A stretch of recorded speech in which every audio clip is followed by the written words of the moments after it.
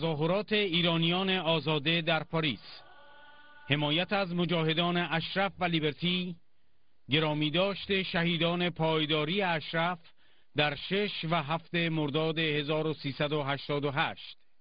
هم به لیبرتی میرن.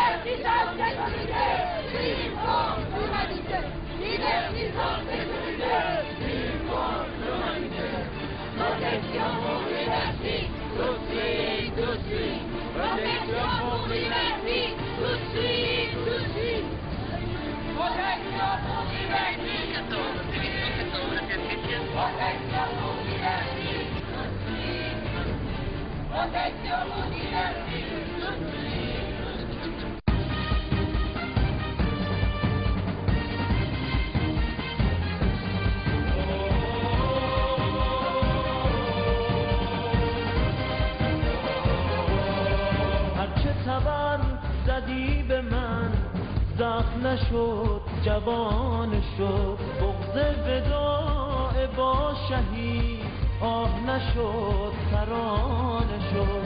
خون یلان اشرفی در رگ غیرت وطن از خم کوچه ها گذشت، سیل شد روان شد. تیر زدی تبر زدی بر تن بی سپر زدی، این تن خونچران من از شرفم نشانه شد. چنگ زدی که برکنی ریشه کوه نور را، سنگ به سنگ کوه ما شعله پرزبان شد. بند زدی به دست ما در طمع شکست ما، پیکر بی شکست ما تیر شد و کمان شد. تیر زدی تبر زدی بر تن بی سپر زدی، این تن خونچران من از شرفم نشانه شد.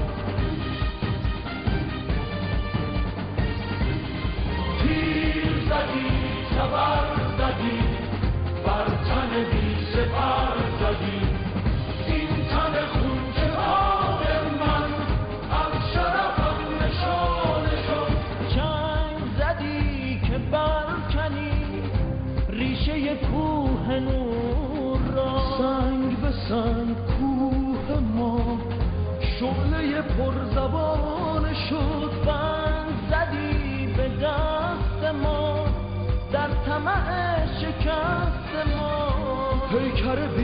شکست ما تیر شد و کمان شد. تیر زدی تبر زدی بر تن بی سپر زدی این تن خونچکان من از شرفم نشانه شد.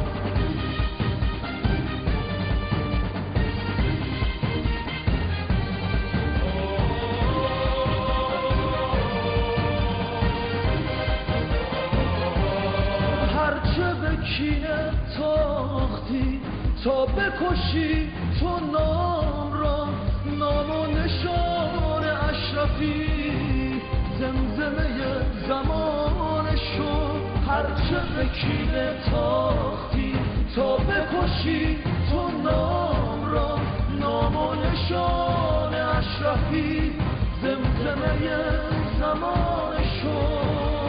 تیر زدی تبر زدی بر